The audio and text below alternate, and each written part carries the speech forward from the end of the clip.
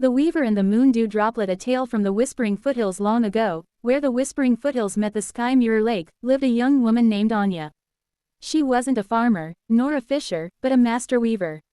Her hands were quick and subtle, turning the rough wool of mountain sheep into cloths as fine as spider silk, often dyed with the deep indigo of nightshade and the bright gold of sunset blossoms. The people admired her work, but Anya herself was troubled.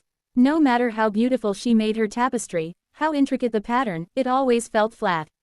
It lacked the depth, the glow, the living spirit of the world she saw around her. One year, the rains failed, and the spring-fed stream that dyed her wool slowed to a trickle. Desperate, Anya hiked higher into the foothills than anyone dared, seeking water. She walked for days, her woven sandals wearing thin, until she found herself at the very edge of a deep, forgotten cavern. Inside the cavern, the air was cold and smelled of wet stone and wild mint. In the center, a single pool of water lay, reflecting the tiny shaft of moonlight that pierced the ceiling. As Anya approached, she saw something extraordinary. A tiny, luminous moth, its wings like crushed velvet, dipped into the pool and then fluttered up, leaving a shimmering dust motes in the air.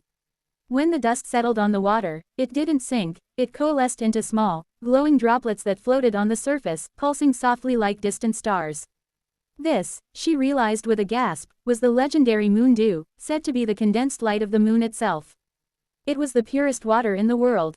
Anya knew she could not take the entire pool, it was the lifeblood of the cavern. Instead, she took her largest skein of white wool, the one she had been saving for her masterpiece, and slowly dipped it into the pool. The moment the wool touched the moon dew, it didn't just soak up the water, it seemed to drink the light.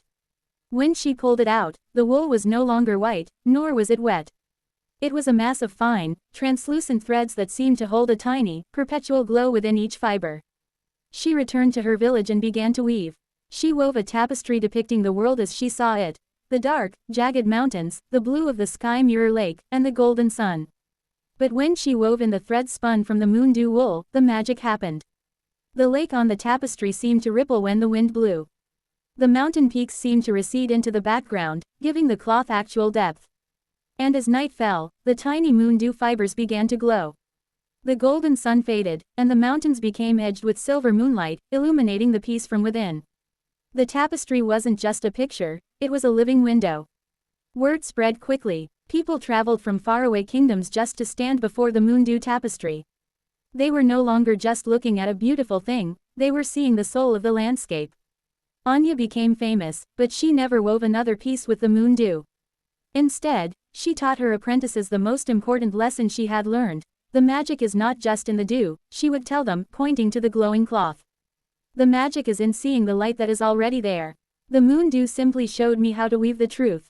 And to this day, the weavers of the Whispering Foothills are known for their ability to make their tapestries so real, you can almost step right into them.